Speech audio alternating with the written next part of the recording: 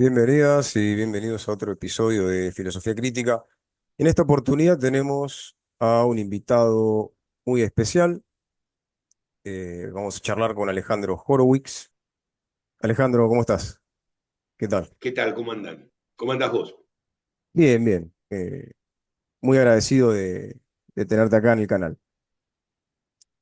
Bien, vamos con la primera pregunta. Voy a citarte brevemente. El cuarto peronismo es el de la derrota, el de la disgregación, de los que todavía guardan que la crisis del capitalismo dependiente se resuelva en el marco del capitalismo dependiente.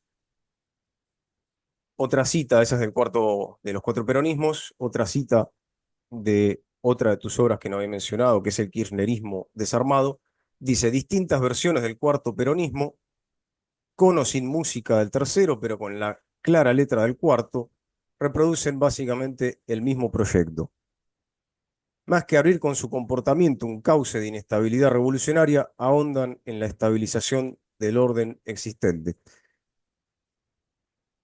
A todo esto surge la pregunta, ¿no? ¿Con qué peronismo nos encontramos hoy y si acaso posee una tarea histórica? A ver, lo que nosotros estamos viendo ya no es simplemente la crisis del peronismo que yo expliqué a mediados de la década del 80, porque Los Cuatro Peronismos se publica en 1985 y se termina de escribir en 1984. Es decir, en el mismo momento que arranca, por así decir, lo que yo denominaré más tarde la democracia de la derrota. La democracia de la derrota no es simplemente la crisis del peronismo, sino básicamente la crisis del orden político nacional en su conjunto. El pronóstico ha sido brutalmente confirmado y la victoria de Milei no es otra cosa que la democracia de la derrota jugada en sus términos más crueles. Que alguien cuya existencia política era, por así decirlo, errática. Conviene recordar que no solo estamos frente a un panelista de televisión, sino que en el 2017-2018 todavía podía movilizarse con la CGT. Es decir, estamos hablando de alguien cuyo nivel de oscilación e inestabilidad política es, para decirlo muy amablemente, enorme. Que alguien que reúne tan peculiares características pueda derrotar a todas las fuerzas políticas que gobernaron la sociedad argentina, nos hace saber del tamaño, la intensidad y la calidad de la crisis. Milei no es el que provoca la crisis, Milei es el nombre de una crisis en expansión. Y esta es la primera situación que tenemos que entender, y que la crisis haya alcanzado este rango nos hace saber que estamos en presencia de la descomposición del orden político. En el kirchnerismo desarmado yo constato fácticamente estos datos y simplemente consigno que en las elecciones que los Fernández ganan en el 2019 sacan 55.000 votos menos que los que obtuvo Macri en el 2015, habiendo 2 millones de votantes más. Es decir, estamos en presencia de una fuerza estancada cuya victoria depende de la pérdida de caudal de la fuerza que ganó las elecciones anteriores, y estamos viendo simplemente cómo la sociedad argentina registra la incapacidad de ese orden político de resolver su crisis.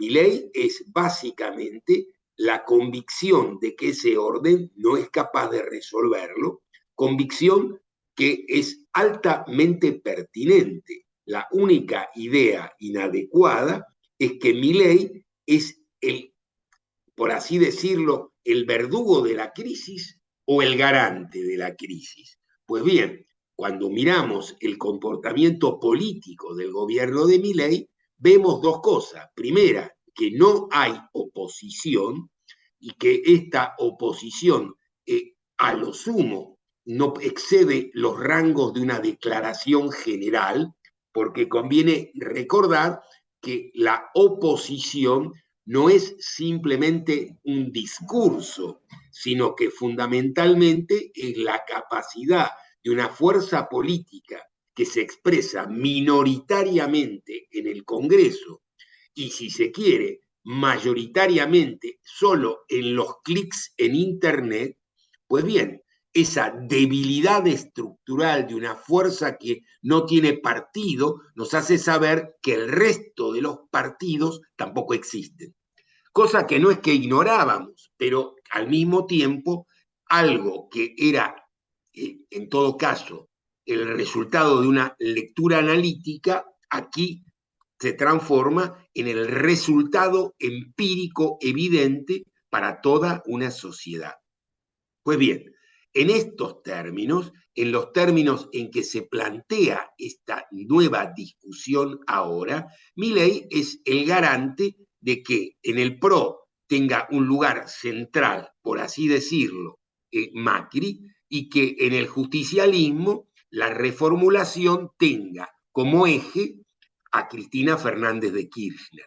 Este doble movimiento nos hace saber que Milei no es el verdugo de la casta, sino su garante, porque que la casta sobreviva tal cual es y él sea el heredero testamentario de esa casta, nos hace saber que él no está del lado de afuera del orden político al que verbalmente critica, sino que él forma parte como un principal y último soporte que este orden posee en la actualidad. Ahora bien, al mismo tiempo, la agudización de la crisis es evidente para todos, salvo para los que se dedican exclusivamente a mirar la crisis en términos financieros. En términos financieros, el carry trade es un fenomenal negocio. Esto es, obtenemos a través del uso de los dólares como pesos una renta en dólares que no existe en ninguna parte del mundo.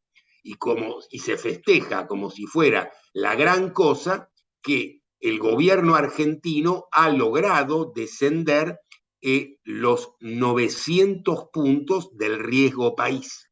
Cuando explicamos en qué consiste esta notable disminución, no porque la disminución no exista, sino porque conviene traducirla para saber qué significa, lo que comprobamos sencillamente es que la tasa de la Reserva Federal, 4,75% anual, en la Argentina se triplica.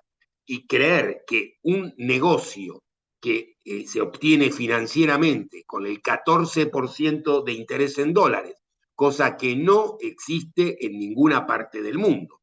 Los CEOs de las grandes compañías tienen como exigencia de rentabilidad 8% anual. Estamos hablando de casi el doble de la rentabilidad bancaria planteada, y esto sucede extraordinariamente, donde en la Argentina la rentabilidad financiera del carry trade es todavía más alta, pero al mismo tiempo el nivel de recesión imperante y los términos de la economía real nos hacen saber que, si bien la tasa de crecimiento inflacionario ha caído, esto solo beneficia a un pequeñísimo segmento de la sociedad cuyos ingresos no solo no se han disminuido, sino que se han levemente incrementado en el nivel de los trabajadores formales. Pero como entre los 12 millones de trabajadores que existen en la Argentina, trabajadores formales son solo un tercio, los otros 2 tercios empleados públicos y trabajadores informales, pues bien, en estos dos segmentos la situación sigue agravándose. De modo que lo que tenemos por delante es una situación donde el mundo de los clics, reforzado por la victoria electoral de Donald Trump, nos hace saber que la derecha no está en retroceso, sino en expansión, y que la derrota personal de algunos de sus dirigentes de ningún modo supone la derrota política de ese espacio. Con relación a la derecha, así como concepto en general, ¿no? Como se la denomina, eh, hay una pregunta que vos te realizás en las dictaduras argentinas, en relación, por ejemplo, en el epílogo, cuando reflexionás sobre el gobierno de Kirchner, en torno a si él mismo representaba una ruptura o una continuidad. Hoy en día, en la coalición actual de gobierno reivindica fundamentalmente la última dictadura, la más sangrienta de todas. ¿Vos cómo ves? ¿Hay una ruptura? ¿Hay una continuidad? A ver, primero conviene saber que no hay ninguna ruptura, por muy revolucionaria que sea, que no suponga continuidad. Alexis de Tocqueville, cuando analiza la Revolución Francesa, eh, si bien Tocqueville es un conservador, no por eso deja de ser extremadamente lúcido, nos hace saber que pocas veces en la historia una fuerza política intentó diferenciarse con mayor intensidad que la Revolución Francesa. Conviene recordar que hasta cambiaron el calendario. Pero esta situación no supone ese rango de ruptura, primer cuestión. Segunda cuestión, cuando nosotros vemos a Milei y su reivindicación de la dictadura burguesa terrorista, nosotros vemos básicamente la relación al mismo tiempo de Milei y de los instrumentos de Milei con el menemismo, que es el momento donde, por así decirlo, se intenta estabilizar el orden que José Alfredo Martínez de Oz toma del 75, del Rodrigazo, transformándolo en un orden permanente, algo que en el 75 todavía parecía un comportamiento posiblemente de una situación, pues bien, se transformaba en una nueva redistribución regresiva del Estado Nacional. Esto es, fíjate, de la renta nacional, perdón. Conviene recordar que en el proceso, en el periodo que va entre 1945 y 1975, durante 3 décadas, los asalariados recibían entre el 42 y el 48% del producto. Hoy reciben menos de la mitad. Pues bien, esto nos hace saber qué significa esta lógica y cómo y con qué instrumentos la dictadura burguesa terrorista logró construir consensos en esta dirección. Pues bien, el menemismo ya no requirió de los mismos instrumentos que la dictadura, le alcanzaba a Menem con mentarlos, por así decirlo, discursivamente. En el momento que se produce el conflicto con la educación, que logra una movilización extraordinaria, Menem dice una de sus fórmulas terribles. Se dirige a las madres que encabezan ese movimiento y dice, ¿ustedes quieren ser madres de Plaza de Mayo? Es decir, ¿ustedes quieren ir a tener que preguntar por dónde están sus hijos? Pues bien, este argumento tan próximo a esa experiencia fue suficiente. Ahora bien, la crisis del 2001 puso en tela de juicio todo ese orden porque voló por los aires. Cuando vuela por los aires se produce, por así decirlo, el mercado produce una devaluación brutal, de 1 al 4 a 1. Pues bien, en esa devaluación brutal se consigue una relativa estabilidad durante un rato, estabilidad acompañada por el viento de cola del mercado mundial y los precios agrarios internacionales que el incremento del consumo popular chino potenció de un modo significativo. Ahora bien, esta situación permitió al gobierno de ese momento llegar hasta el 2014 con libre circulación de capitales. Esto es, entre 1976 y el 2014, salvo en el momento en que la crisis del 2001 estalla y la deuda se vuelve sencillamente imposible de seguir gestionándose con instrumentos más o menos normales, pues bien, en ese interín se produce, por así, una especie de control de cambios obligatorio y circunstancial. Bastó que todo esto quedara relativamente atrás para que la libre circulación de capitales nos hiciera saber a dónde radicaban los dueños del excedente eh, sus beneficios financieros en el sistema internacional.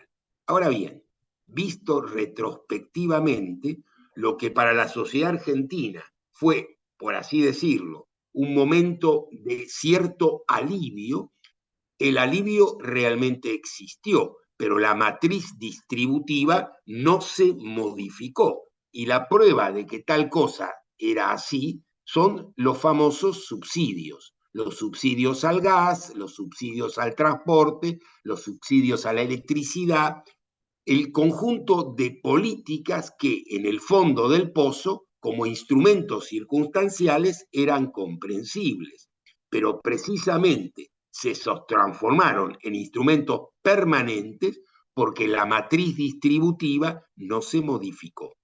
Y al no modificarse, pues bien, basta que la torta, por algún motivo, interno o externo, se vea afectada para que inmediatamente el ingreso popular sea también afectado. Entonces, dicho con sencillez, la bocanada de oxígeno que supuso que la sociedad argentina reconsiderara el término de su valoración política y los gestos del kirchnerismo en relación a la dictadura burguesa terrorista fueron gestos que modificaron la sociedad argentina y los valores de la sociedad argentina, pero chocaron contra el techo de una matriz productiva y distributiva que no se alteró de ningún modo.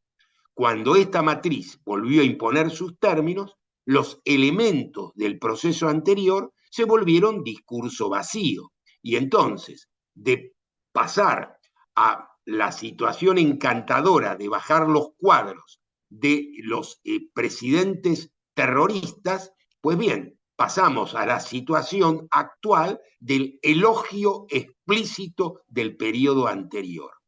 Porque conviene entender algo. Si 40 años de práctica democrática arrojan a Milei, la democracia no es más que un método político y el método se juzga siempre por sus resultados.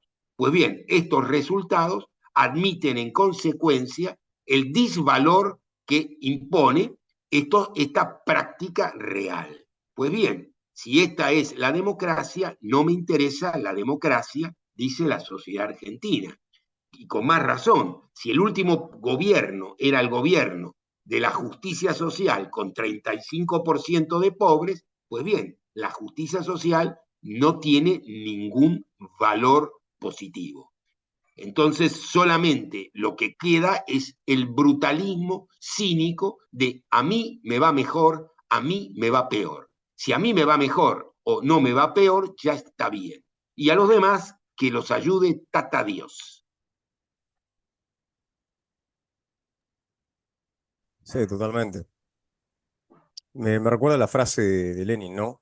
Cuando dice que el fascismo es capitalismo en descomposición.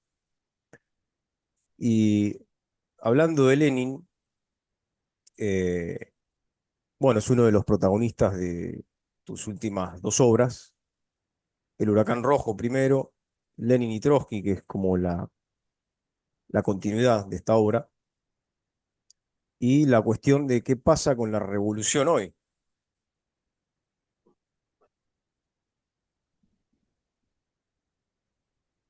¿Cuál sería la pregunta? ¿Es posible una revolución hoy en día en un sentido socialista? Porque hay eh, una afirmación tuya, por ejemplo, también, y es que el sueño de la patria socialista, acá en Argentina, en la década del 70, fue completamente derrotado, políticamente e ideológicamente. Esa derrota no es solo en la Argentina, esa Claro, es una y a derrota nivel mundial, global, claro. sin duda.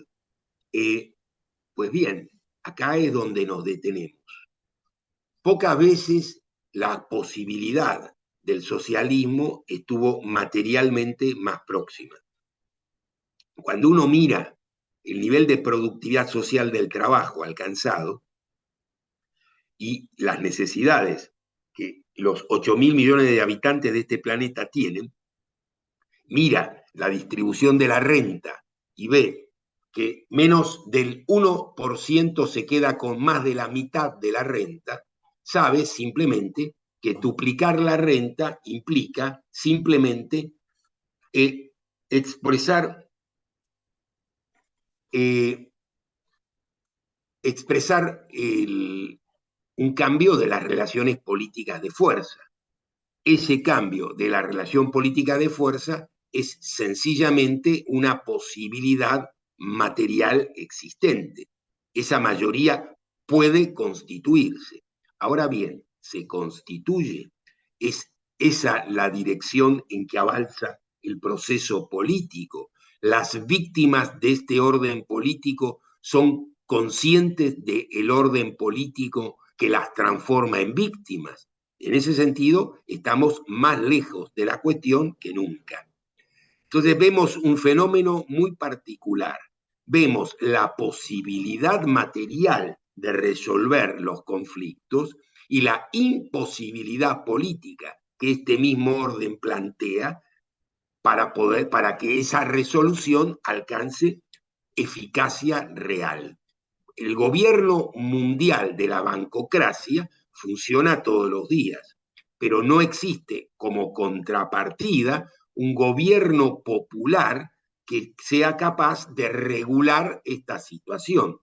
¿Quién elige a los integrantes del Banco Mundial, de la Reserva Federal, del Banco Central Europeo? ¿Quién elige a los que de verdad deciden?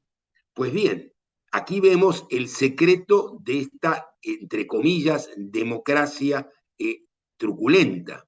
Vemos que no solo no es democrática, sino que garantiza un orden político que impida cualquier resolución democrática de los conflictos existentes.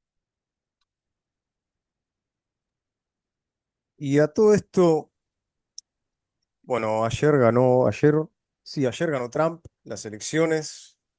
Pareciera que estamos en medio de una oleada de, de extrema derecha. ¿Cómo ves esta disputa que se plantea a veces entre el progresismo y eh, el conservadurismo o las nuevas derechas globales? La disputa entre el conservadurismo y el progresismo es una disputa que la derecha tiene ganada de antemano. Desde que en la República Española el progresismo gritó no pasarán, sabemos que cada vez que dicen no pasarán, pasan por el lugar donde dicen no pasarán. De modo que esa es un problema cuya respuesta ya conocemos sobradamente. El secreto del progresismo es que desconfía absolutamente de su propia posibilidad de resolver nada y que lo único que hace es retardar, entre comillas, la llegada de la derecha, que no es más que la continuidad de un progresismo agujereado que transforma su discurso en palabra vacía. En lugar de hablar en serio, se dedica a blablear y los contenidos que en algún momento tenían densidad política y social, como la democracia o la redistribución del ingreso, pierden su capacidad y su eficacia política porque simplemente se transforman en consignas vacías. Entonces, en este comportamiento general, lo que nosotros estamos viendo es sobre todo que la expansión de la derecha supone la desaparición del progresismo como discurso capaz de oponerse a esta nueva derecha. A esta nueva derecha solamente se le puede oponer no un discurso de izquierda, sino una política de izquierda, teniendo en cuenta que este orden no contiene ninguna izquierda, y esto lo vemos claramente en toda Europa y en los Estados Unidos, la idea de que Kamala Harris es la respuesta a la derecha, pues bien, nos hace saber que la derecha carece de respuestas. ¿Cómo puede florecer esa alternativa política? Con una reinversión, con una reinvención de la política. La política muchas veces es bloqueada en determinadas condiciones. Cuando nosotros miramos 1945 en la Argentina, vemos el bloqueo de la política. Vemos de un lado a la fuerza de la Unión Democrática y vemos del otro lado una invención de abajo para arriba. Necesitamos otra invención de abajo para arriba. El soviet no es un invento de Lenin y del partido bolchevique. El soviet es un invento de la sociedad zarista, del conjunto de los sectores populares encabezados por esa clase obrera, minoritaria pero altamente dinámica. Pues bien, esa invención ha sido derrotada y necesitamos reinventar instrumentos que nos permitan retomar las posibilidades del enfrentamiento político eficaz. Hay una cuestión ahí que me recuerda a ciertos planteamientos de un autor alemán que se llama Hirsch, no sé si lo leíste alguna vez. Creo que no. Tiene un libro que se llama Globalización, Capital y Estado, donde habla de lo que él llama lo que sería la muerte, de lo que él llama el estado de seguridad, o sea, se refiere al estado de bienestar, a la sociedad fordista y a las instituciones que dio a luz. Eh, ¿Puede decirse que estamos en una sociedad posfordista actualmente? Sin duda. Desde que existe desde que existe la fábrica global, desde que las fábricas nacionales han desaparecido, desde que China es la locomotora del nuevo mercado mundial, el trabajador fordista desapareció y lo que queda del trabajador fordista son los votantes de Donald Trump, que no son solo ex trabajadores fordistas, el famoso white trash, sino además todos aquellos que viven hoy peor de lo que vivían hace 10 años. Lo que nosotros vemos es un nivel de declinación general en la existencia de los sectores populares, pero vemos que esa declinación no es igual en Roma que en Berlín que en Moldavia que en Buenos Aires. Al mismo tiempo, esa declinación también se ve en Washington, Nueva York y Tennessee.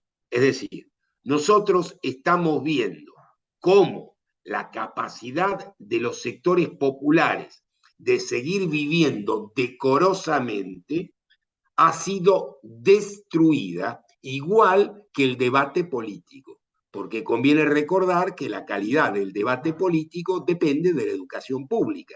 Y cuando uno mira la calidad del debate político en los Estados Unidos, ve que la educación pública norteamericana es pésima, que para poder ingresar a las famosas universidades del top 10 que en los Estados Unidos existen, no alcanza simplemente con tener el dinero para poder pagarlas. El capital simbólico requerido para poder ingresar allí de ninguna manera se obtiene en la mayor parte de la estructura estatal de educación. Es decir, el famoso college del colegio norteamericano, por el cual se termina la secundaria y se empieza a ingresar progresivamente a la universidad, está segmentado no solo económicamente, sino culturalmente. 2/3 partes de los norteamericanos carecen de capital simbólico para poder acceder a cualquiera de las universidades que plantean cierto nivel de exigencia. Y allí no existe un curso de nivelación como el CBC, sino que lo que existe es un curso de desnivelación que garantiza que los perdedores no salgan nunca de su situación.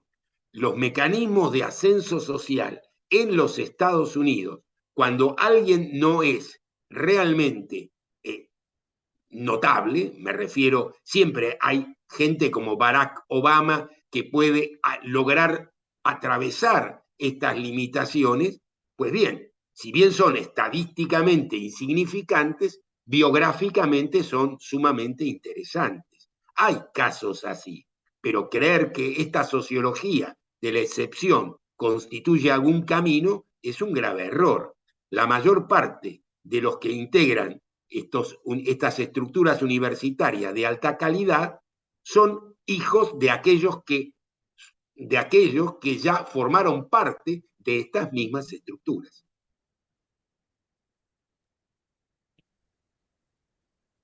Una de las observaciones que hace este autor es que el proceso de socialización del capital cambió en el sentido de que, bueno, antes el capitalismo fordista necesitaba de ese estado de seguridad, es decir, necesitaba que el obrero viva bien, que consuma lo que produce, que tenga acceso a ciertas cuestiones básicas, y todo eso con la muerte del Fordismo y de este estado de bienestar, bueno, ya no es necesario,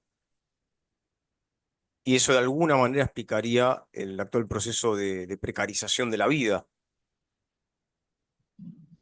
El Eh, proceso de precarización de la vida se explica en dos direcciones. Una, por la construcción del capital tecnológico, que es un elemento que el Fordismo no posee, sino que el capital tecnológico subsume esta nueva situación porque la capacidad, la productividad social del trabajo alcanza rangos absolutamente desconocidos. Y la segunda es el derrumbe de la Unión Soviética. Conviene recordar que la Unión Soviética, mientras era un antagonista, pues bien, había que ofrecerle a las clases obreras de los países centrales condiciones superiores a la clase obrera rusa. Y efectivamente el estado de bienestar se lo ofrecía. Ahora bien, una vez que ese antagonista desaparece, esas condiciones ya no son una necesidad política. Y al no serlo, pues bien, esto tiene una lógica férrea y muy clara. Ya no es preciso que esa sea la lógica distributiva del ingreso. Y en la nueva lógica distributiva del ingreso, el avanzar, el romper el piso que suponía ni más ni menos que el estado de bienestar, al desfondarlo, lo que nosotros vemos es que las condiciones mismas de ciudadanía se han modificado. Ser un ciudadano no era en el estado de bienestar el abstracto derecho de tener derechos, sino era un conjunto de derechos garantizados. El derecho al trabajo era un derecho a no ser pobre, el derecho a la educación era un derecho que posibilitaba cierta estructura ascendente no solo en la distribución del ingreso, sino también del capital simbólico y por lo tanto los mecanismos de ascenso y dinámica social. Y por un tercer lugar, además de todo esto, existía una idea donde la igualdad era un relativo objetivo, del punto de vista de que esta igualdad suponía un piso colectivo garantizado. Desfondar ese piso colectivo, romper esa ecuación de la igualdad, supone transformar un conjunto de disvalores que en el estado de bienestar tenían esa particular complejidad colectiva. Esto es, a nadie se le escapaba que la pobreza era un disvalor de ese orden, y no es simplemente la justicia de los que le corresponde a los que saben contra los que no saben, a los que tienen contra los que no tienen. Pues bien, el secreto del nuevo orden político es que transforma en valores los disvalores anteriores.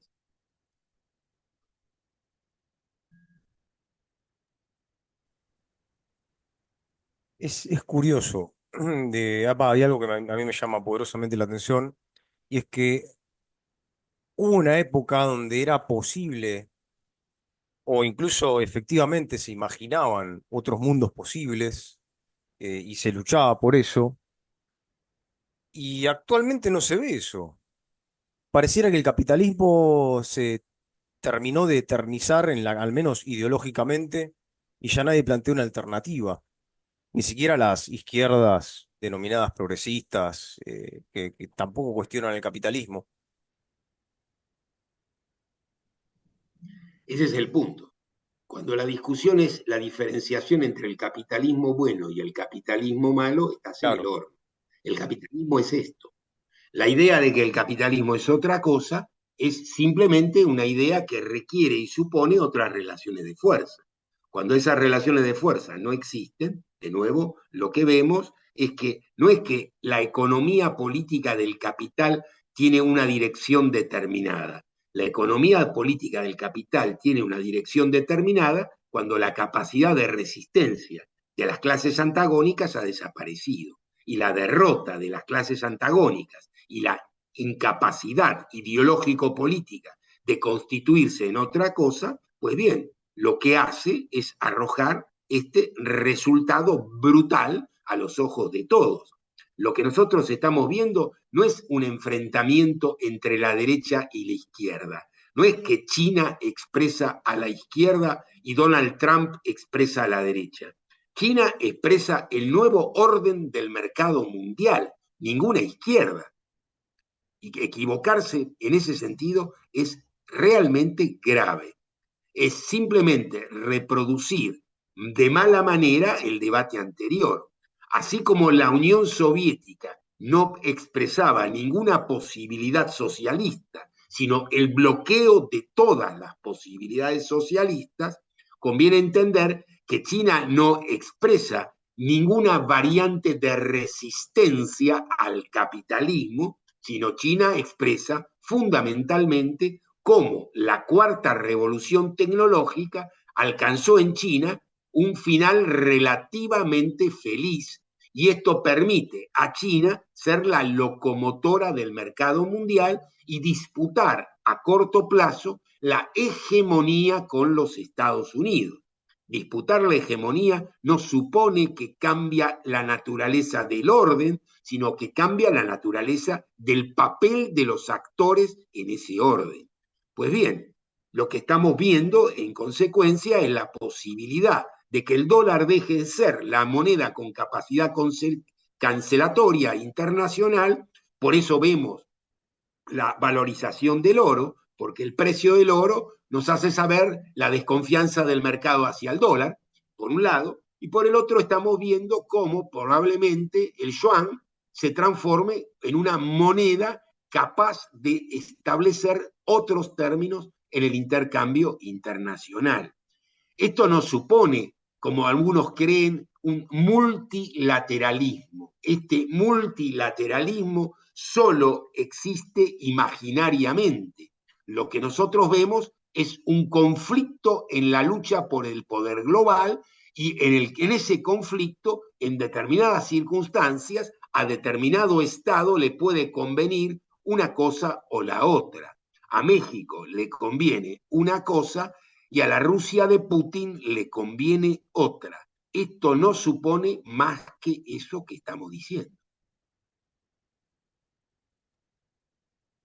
Es importante lo que mencionás, porque yo he escuchado a intelectuales decir que China tiene una orientación socialista y que está desarrollando las fuerzas productivas para en algún momento, eh, llevar adelante, algún tipo de programa comunista. Bueno, el Club de los Millonarios Chinos desmiente levemente esta situación y la revista Forbes, que no es exactamente una publicación de denuncia de ninguna internacional comunista, nos hace saber que la presencia de cientos de millonarios chinos no es exactamente una novedad. Pero al mismo tiempo tampoco se trata de ignorar que el gobierno chino no es un gobierno de sencillamente, por así decirlo, del libre juego de las fuerzas de mercado. China no es el resultado de ningún libre juego. China es el resultado de un programa aplicado metódicamente, las 4 modernizaciones, desde 1978, que ha permitido un crecimiento chino descomunal. Siempre hemos sabido que las dos cosas que definen el comportamiento económico son el tiempo socialmente necesario para producir bienes, por un lado, la famosa teoría del valor de Marx y Ricardo, y por el otro lado, la escala económica. Pues bien, la escala económica del gobierno chino está mucho más cerca de la escala del mercado mundial, entre otras cosas porque China tiene casi el 25% de la población del mercado mundial. En esos términos, nosotros podemos entender por qué China y la India, por qué el BRICS es tan importante y por qué es tan suicida romper relaciones y no formar parte del BRICS. Entre otras cosas, para entender por qué el trigo en la Argentina cotiza, perdón, el maíz en la Argentina cotiza en este momento mejor en el puerto de Rosario que en Chicago. Y el motivo es muy sencillo, porque los chinos han dejado de comprar maíz norteamericano en función de la respuesta a la política arancelaria norteamericana potencial y en curso. Nos conviene recordar que Trump se propone construir nuevas barreras arancelarias y que esto supone que los chinos dejaron de comprar maíz norteamericano para comprar maíz brasileño. Brasil forma parte de los BRICS, y como Brasil ya no tiene maíz para venderles, se lo compran a la Argentina. Y entonces en el mes de octubre tenés un superávit de la balanza comercial argentino sostenido en el maíz comprado por los chinos. De modo que, pegando la vuelta y tratando de entender, la idea de que los acuerdos ideológicos tienen un valor significativo es una idea enormemente ingenua y superficial. Más allá de lo que las simpatías personales existan o no existan entre Donald Trump y Javier Milei, supongan un cambio o una orientación económica y política eficaz, es una terrible ingenuidad. La Argentina depende muchísimo más de sus acuerdos comerciales con China, que igual que el resto de Sudamérica, que ningún otro, que al acuerdo con ninguna otra potencia global.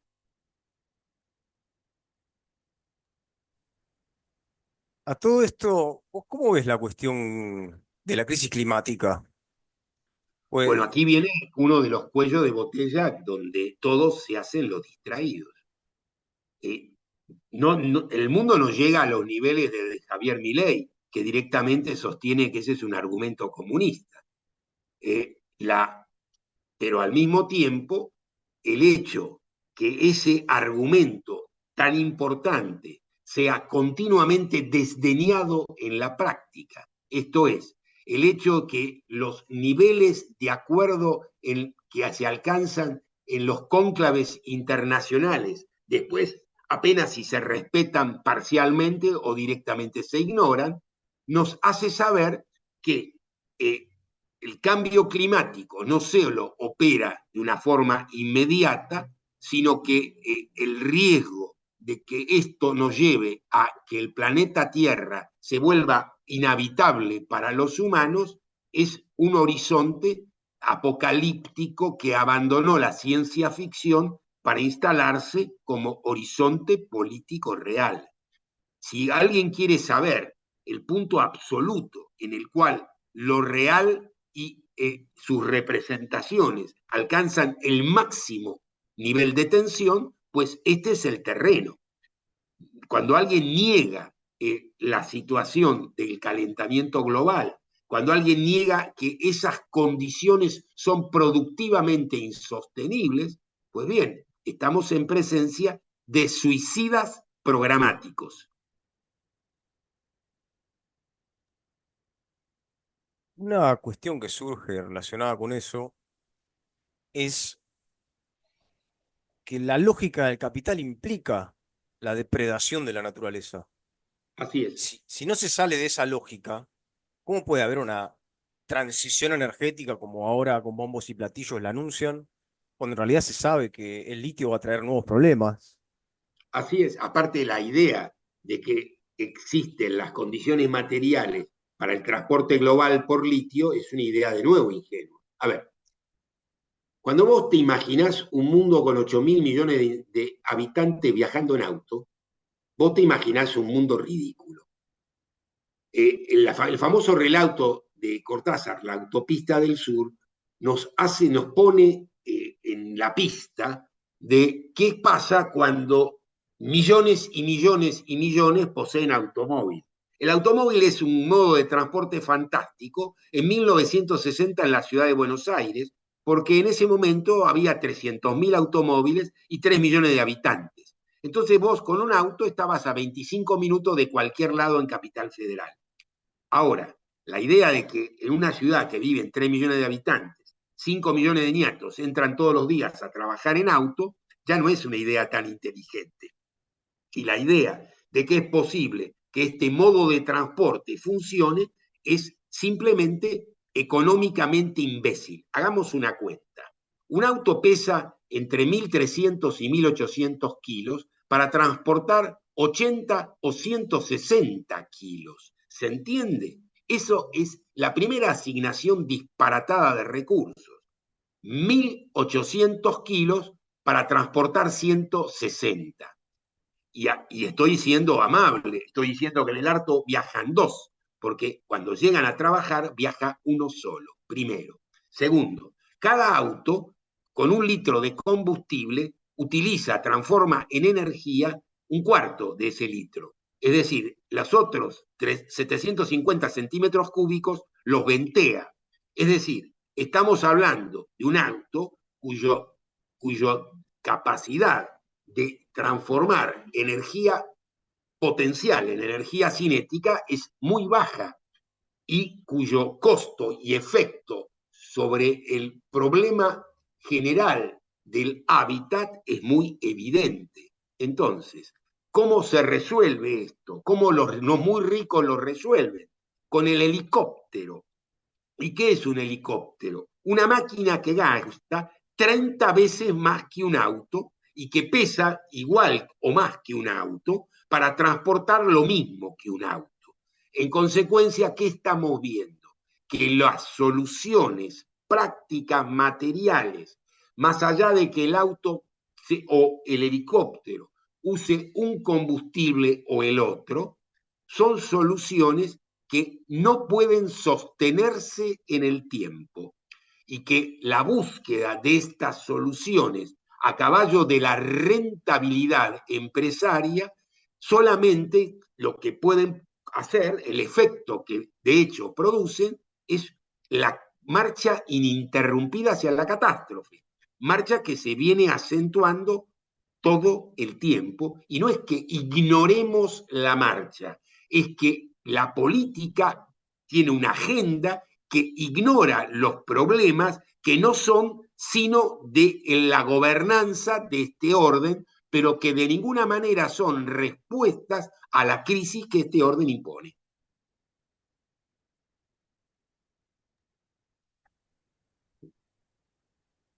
Ahora, bueno, en este preciso instante hay una grave crisis en España, en Valencia. Bueno, nosotros acá en Bahía Blanca tuvimos también graves inundaciones y bueno, el presidente fue a decirles que arréglense como se puede, como puedan, mientras que a España le ofrece al menos verbalmente y discursivamente, su ayuda humanitaria. Eh, ¿Cómo se sale de esto? Vos sabés que cómo se sale es una pregunta muy vieja. Es una pregunta que Kissinger se hace en una universidad norteamericana sobre el problema de la guerra de Vietnam. ¿Cómo salimos de acá? Entonces, un señor del fondo levantó la mano y le dijo, embarco, es decir, yéndose de Vietnam. Y se terminó saliendo como, en barco, yéndose de Vietnam. La idea de que una crisis se puede resolver militarmente es una idea real cuando ese es un camino posible. Hay crisis de las cuales se puede salir militarmente, pero no todas, porque la idea de que vos podés liquidar a millones de palestinos no es una idea tan sencilla de tolerar para el orden político global. En consecuencia, toda crisis que quiere tener una respuesta militar que no es posible, lo único que hace es encajarnos en un momento todavía peor de la misma crisis. La idea de que si no nos ocupamos de los problemas globales no existen. La idea de que la agenda de la política es la agenda real del planeta. La idea de que la política no es otra cosa que la gestión de lo dado tal cual está dado, pues bien, arroja como resultados a Milei y a Trump. Y arroja como resultado una dirección general que permite poner en crisis no solo a la OTAN, sino que la crisis de la OTAN se va a transformar sencillamente en la crisis de la Unión Europea. Y la crisis de la Unión Europea, la posibilidad de que Europa vuelva a ser un mosaico de naciones en conflicto, supone ni más ni menos que el horizonte de la guerra permanente como horizonte colectivo. Estamos avanzando en una dirección de fricción altamente peligrosa, donde no queda muy claro si nos vamos a destruir porque las condiciones planetarias ya no van a permitir la sobrevivencia de este orden, o si nos vamos a destruir en alguna versión de las guerras en curso. ¿Es posible algún tipo de cooperación en ese marco? ¿De que surja de algún modo? Mirá, la cooperación de las víctimas siempre es posible, pero el primer secreto de esta cooperación es que tienen que tener un balance compartido de lo que sucede.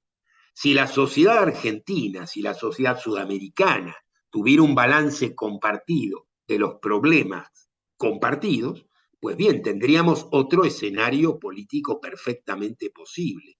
El secreto es que ese balance no existe y lo dramático es que todos los elementos que tendrían que facilitar ese balance son parte de los obstáculos.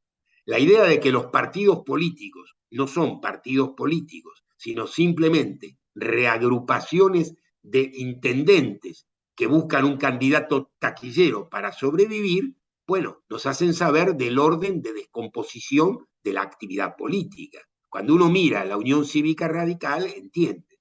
El presidente de la Unión Cívica Radical gobierna una de las tres fracciones en las que se divide se dividen los diputados y senadores del radicalismo y es el general, si no me equivoco, el que gobierna la más pequeña. Estado más anómico en una fuerza política hay que buscar que el Partido Justicialista resuelva su conflicto interno y su balance político simplemente nominando a una de las listas como la única y transformando un debate imprescindible en esquivar ese debate, nos hace saber de nuevo en qué punto estamos. ¿Cuál sería el rol del intelectual hoy en día en medio de toda esta crisis? Yo no creo que los intelectuales tengan, entre comillas, ningún rol particular. Creo básicamente en el rol que ser ciudadano supone. Si vos sos ciudadano de una comunidad política, si vos integrás una polis, el destino de la polis no te puede ser ajeno porque el destino de la polis y el tuyo son iguales. Esto que Sócrates ya sabía, pues bien, hoy lo tendríamos que saber todos. No hay modo de vivir fuera de una polis. El doctor Freud nos hizo saber que los humanos necesitamos de una sociedad que nos sostenga, porque de lo contrario nuestra capacidad de sobrevivencia no existe. Ni nosotros ni somos un bichito que cuando nacemos no estamos en condiciones de autoabastecernos. No somos un perrito que sale caminando y va hacia la teta de su mamá y funciona. No, no, somos unos bichitos inmaduros que necesitamos casi un año para ser capaz de la bipedestación. De modo que la idea de un destino individual es una idea que no se sostiene porque los individuos son un resultado de la polis. Entonces, o nos ponemos los pantalones largos y nos hacemos cargo de la pobreza de la política y entendemos que la pobreza material surge de esta pobreza conceptual, o estamos en el horno.